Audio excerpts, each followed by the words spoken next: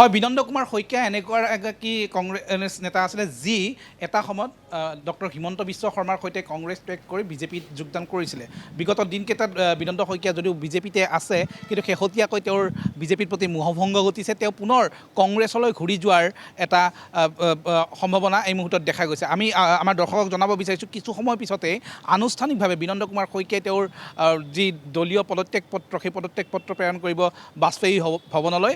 আৰু তাৰপিছতে তেওঁ আবেলি ডিপিলাত এখন সংবাদমেলৰ আয়োজন কৰাৰো সম্ভাৱনা আছে। আমাৰ হাতত যি তথ্য আছে, আমি সেই তথ্যৰ ওপৰত ভিত্তি কৰি জনাইছোঁ তেওঁৰ নিজৰ স্থান ডিপিলাত তেওঁ হয়তো আবেলিৰ ভিতৰত এখন সংবাদমেলৰ আয়োজন কৰিব। আৰু তাৰপিছতে তেওঁৰ পৰৱৰ্তী কি ৰাজনৈতিক পদক্ষেপ, তেওঁৰ পৰৱৰ্তী ৰাজনৈতিক যিবিলাক মুভ, সেই মুভসমূহৰ বিষয়ে হয়তো জনাব পাৰিব। কিন্তু এই মুহূৰ্তত আমি এটা কথাই কওঁ যে বিজেপিৰ প্ৰতি মোহভংগ ঘটিছে বিনন্দ কুমাৰ শইকীয়া। সেইগৰাকী বিনন্দ কুমাৰ শইকীয়া যিয়ে মুখ্যমন্ত্ৰী ডক্টৰ হিমন্ত বিশ্ব শৰ্মাৰ অতি ঘনিষ্ঠ আছিলে।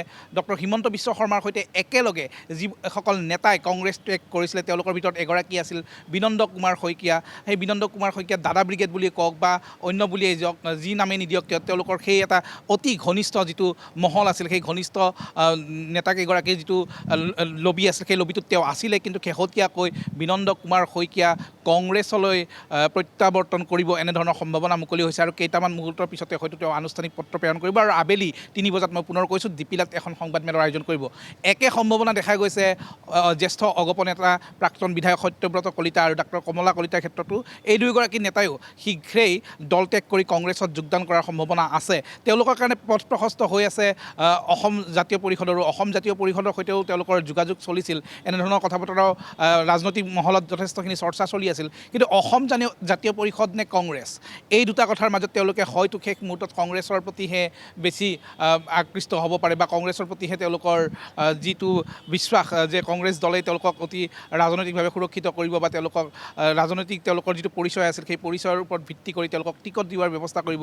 গতিকে তেনেধৰণৰ এটা বিশ্বাসৰ ওপৰত ৰৈ এই দুগৰাকী নেতাও শীঘ্ৰেই কংগ্ৰেছত যোগদানৰ সম্ভাৱনা আছে। অতি শীঘ্ৰেই দল ত্যাগ কৰি মানসিং ৰংপি যদিও বিজেপিত যোগদান কৰিছিল, বিগত সময়ছোৱাত তেওঁ যথেষ্টখিনি নিষ্ক্ৰিয় হৈ আছে বিজেপিত, তেওঁ পুনৰ কংগ্ৰেছলৈ প্ৰত্যাৱৰ্তনৰ সম্ভাৱনা আছে।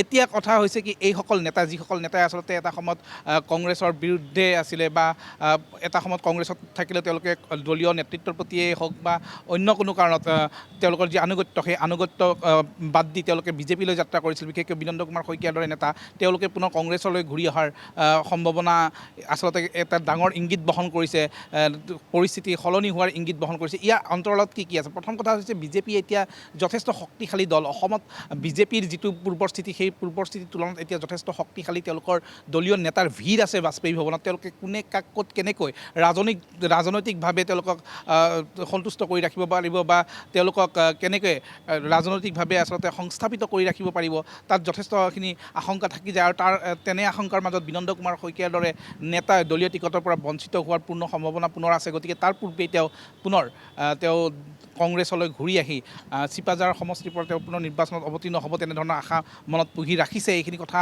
আমি ধাৰণা কৰিব পাৰিছোঁ। গতিকে বিনন্দ কুমাৰ শইকীয়া আমি আবেলি 3 বজালৈ ৰ'ব লাগিব। 3 বজাত যিহেতু তেওঁ সংবাদমেলৰ আয়োজন কৰাৰ এটা সম্ভাৱনা আছে, গতিকে 3 বজাত সাংবাদিকৰ আগত তেওঁ কি কথা প্ৰকাশ কৰে তালৈ ৰ'ব লাগিব। কিন্তু এই মুহূৰ্তত আটাইতকৈ গুৰুত্বপূৰ্ণ খবৰ, আজি আনুষ্ঠানিকভাৱে দল ত্যাগ কৰিব বিনন্দ কুমাৰ শইকীয়াই।